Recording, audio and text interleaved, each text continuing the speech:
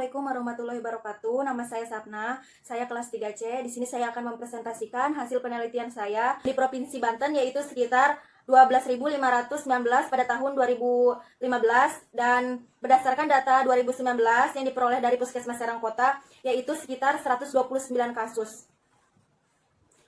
Tuberkulosis yaitu penyakit infeksi menular yang disebabkan oleh Mycobacterium tuberculosis yang menyerang paru-paru atau organ tubuh lainnya. Individu terinfeksi dari pasien tuberkulosis paru. Saat Mycobacterium tuberculosis berhasil menginfeksi paru-paru, maka akan tumbuh koloni bakteri yang berbentuk globular. Biasanya melalui serangkaian reaksi imunologis, bakteri TB paru ini akan berusaha dihambat melalui pembentukan dinding di sekeliling bakteri itu oleh sel-sel paru. Mekanisme pembentukan dinding itu membuat jaringan di sekitarnya menjadi jaringan parut, dan bakteri TB paru akan menjadi dorman atau istirahat. Sistem imun tubuh berespon dengan melakukan reaksi inflamasi, yaitu neutrofil dan makrofag, menelan banyak bakteri limfositik tuberkulosis mellitus atau menghancurkan basil dan jaringan normal. Reaksi jaringan ini mengakibatkan penumpukan eksudat dan alveoli, menyebabkan bronkopneumonia, dan infeksi awal terjadi dalam 2-10 minggu setelah pemajanan. Tanda dan gejala tuberkulosis yaitu demam 40-41 derajat Celcius, batuk atau batuk berdarah, keringat malam, malaise, sesak napas, dan nyeri dada, suara khas pada perkusi dada, peningkatan sel darah putih dengan dominasi limfosit. Dan pemeriksaan penunjangnya yaitu laboratorium darah rutin atau LED, normal atau meningkat, pemeriksaan sputum BTA atau bakteri tahan asam, dan tes mantuk atau tuberkulis. Metode pengumpulan data yang dilakukan yaitu dengan cara wawancara, observasi, serta pemeriksaan fisik. Dari hasil penelitian didapatkan 2 pasien yaitu TNK dan TND. TNK berumur 47 tahun dengan jenis kelamin laki-laki, pendidikan terakhir yaitu SD, dan klien 2 TND yaitu berumur 36 tahun, jenis kelamin laki-laki, pendidikan terakhir SMP. Dan komposisi keluarga klien 1 yaitu TNK 47 tahun, pendidikan terakhir SD, dan Nyonya J, pendidikan terakhir SD dan berumur 48 tahun. Komposisi keluarga klien 2 yaitu TND dengan umur 36 tahun, pendidikan terakhir SMP, dan Nyonya K, pendidikan terakhir SMP, berumur 35 tahun, dan ANS yaitu 11 tahun, pendidikannya yaitu SD. Tipe keluarga klien 1 yaitu tipe keluarga usila yang terdiri dari suami istri yang sudah tua dan anak sudah menikah dan memisahkan diri. Dan tipe klien 2 yaitu tipe keluarga nuklear family atau keluarga inti yang terdiri dari suami, istri, dan anak. Dan suku bangsa klien 1 yaitu suku Jawa Serang, dan bahasa yang digunakan sehari-hari biasanya bahasa Jawa atau bahasa Indonesia. Dan pada klien 2 suku Jawa, dan bahasa yang digunakan yaitu bahasa Indonesia dan bahasa Jawa pada orang-orang sekitar. Agama dan kepercayaan yang mempengaruhi kesehatan klien 1 yaitu semua anggota keluarga klien 1 beragama Islam, dan klien 1 yaitu TNK percaya bahwa penyakit yang dideritanya merupakan ujian dari Allah Subhanahu wa Ta'ala, dan ia meyakini bahwa penyakit yang dideritanya akan sembuh. Dan pada klien 2 yaitu semua anggota keluarga klien 2 beragama Islam, dan ia mempercayai bahwa Allah Subhanahu wa Ta'ala akan memberikan kesembuhan pada dirinya. Dan tahap perkembangan keluarga saat ini pada klien 1 yaitu tahap perkembangan keluarga adalah lanjut usia dengan anak dewasa sudah menikah. Dan pada tahap perkembangan keluarga TND yaitu tahap perkembangan dengan anak sekolah. Pada pemeriksaan fisik klien 1 yaitu TNK, keluhannya yaitu sering sesak napas dan tidak memiliki riwayat penyakit sebelumnya. Pada tanda-tanda vitalnya yaitu tekanan darah yaitu 110/90 mmHg, nadi 85 kali per menit, RR 26 kali per menit, suhu 36,5 derajat Celcius.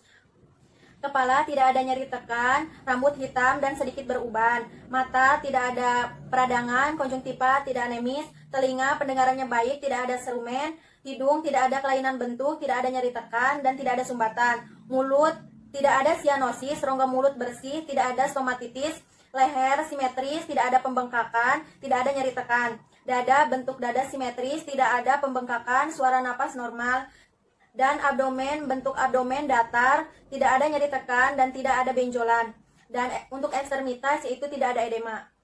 Pada klien 2 yaitu keluhannya sering sesak napas dan lemas, dan TND tidak mempunyai riwayat penyakit sebelumnya. Tekanan darah 100/90 mmHg, nadi 80 kali per menit, RR 26 kali per menit, dan suhu 36,5 derajat Celcius. Dan bentuk kepala simetris, tidak ada nyeri tekan, kelopak mata tidak ada ptosis, tidak ada peradangan, konjungtiva anemis, tidak ada kelainan bentuk, tidak ada nyeri tekan, tidak ada sumbatan pada hidung, bibir simetris, tidak ada sianosis, rongga mulut bersih, dan bentuk leher simetris, tidak ada pembengkakan, tidak ada nyeri tekan. Bentuk dada simetris, tidak ada pembengkakan, suara napas normal. Dan bentuk abdomen datar, tidak ada nyeri tekan, tidak ada benjolan, dan pada ekstremitas tidak ada edema. Untuk analisa data didapatkan pada klien 1 yaitu TNK, data subjektifnya TNK dan keluarga mengatakan tidak mengetahui tentang penyakit TB paru. Dan data objektif yang didapatkan TNK dan keluarga tidak bisa menjawab ketika ditanya tentang TB paru dan ekspresi TNK tampak bingung saat ditanya tentang TB paru.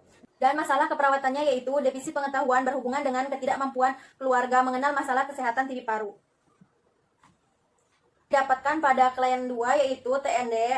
Data subjektif TND mengatakan mengetahui penyakit yang dideritanya tetapi hanya sebagian. Dan data objektif yang didapatkan TND hanya mengetahui bahwa penyakit TB paru adalah penyakit yang menyerang paru-paru, dan TND dan keluarga tidak bisa menjawab pertanyaan tentang penyebab TB paru dan pencegahannya. Dan TND tampak bingung ketika ditanya tentang TB paru. Dan etiologinya yaitu ketidakmampuan keluarga mengenal masalah kesehatan TB paru. Dan masalahnya yaitu defisit pengetahuan berhubungan dengan ketidakmampuan keluarga mengenal masalah kesehatan TB paru. Diagnosa keperawatan yang diambil yaitu pada klien 1 dan klien 2, defisit pengetahuan berhubungan dengan ketidakmampuan keluarga mengenal masalah kesehatan TB paru. Isinya yaitu kaji tingkat pengetahuan pada keluarga tentang TB paru dan berikan penyuluhan tentang TB paru. Dan pada saat dilakukan implementasi yaitu pada hari pertama pada klien 1 yaitu mengkaji tingkat pengetahuan pasien dan keluarga tentang penyakit TB paru. Respon dari keluarga dan TNK mengatakan tidak mengetahui tentang penyakit TB paru. Dan pada hari kedua yaitu melakukan pemeriksaan fisik dan memberikan penyuluhan atau pendidikan kesehatan tentang penyakit TB paru. Dan respon dari keluarga dan TNK tidak mengerti tentang penyakit TB paru. Dan yang kedua yaitu menjelaskan tentang penyebab dan tanda gejala TB paru. Dan respon dari TNK tidak dapat menyebutkan kembali penyebab dan tanda gejala TB paru. Dan selanjutnya yaitu menjelaskan tentang pencegahan TB paru, dan respon dari TNK dan keluarga tidak dapat menyebutkan kembali tentang pencegahan TB paru. Dan pada hari ketiga yaitu melakukan penyuluhan atau pendidikan kesehatan tentang penyebab dan tanda gejala TB paru. Respon dari TNK dan keluarga tidak dapat menyebutkan kembali tentang penyebab dan tanda gejala TB paru karena lupa. Keempat yaitu dilakukan evaluasi kembali pengetahuan TNK tentang TB paru. Respon pada TNK yaitu tidak dapat menyebutkan kembali tentang pengetahuan TB paru. Dan pada klien 2 yaitu pada hari pertama mengkaji tingkat pengetahuan pasien dan keluarga tentang penyakit TB paru. Dan respon dari TND dan keluarga mengatakan TB paru adalah penyakit yang menyerang paru-paru.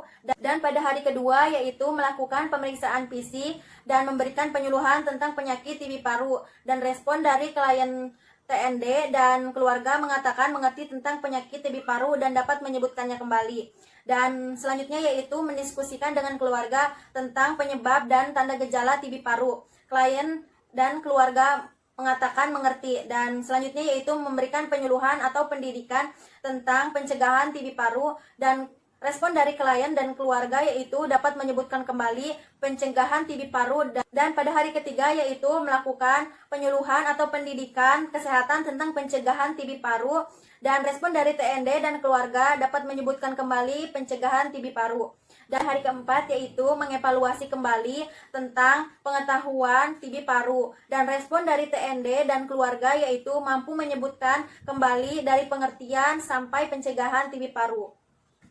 Hasil evaluasi pada klien 1, TNK mengatakan sedikit mengetahui tentang penyakit TB paru dan data objektifnya yaitu TNK masih tampak bingung pada saat diberi pertanyaan dan masalah belum teratasi. Dan rencana dilanjutkan oleh keluarga, yaitu TND dan keluarga mengatakan sudah mengerti dan memahami tentang penyakit TB paru. Dan data objektifnya yaitu TND sudah tidak tampak bingung dan dapat menjelaskan kembali tentang TB paru.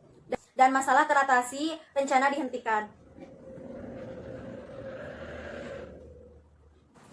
Dan kesimpulannya yaitu mengevaluasi kepada pasien pada tanggal 1 Maret 2020 setelah dilakukan tindakan keperawatan selama 4 kali kunjungan rumah, dan hasilnya yaitu yang didapatkan data pada klien 1 yaitu masalah belum teratasi dan intervensi dilanjutkan oleh keluarga, sedangkan pada klien 2 yaitu masalah teratasi dan intervensi dihentikan.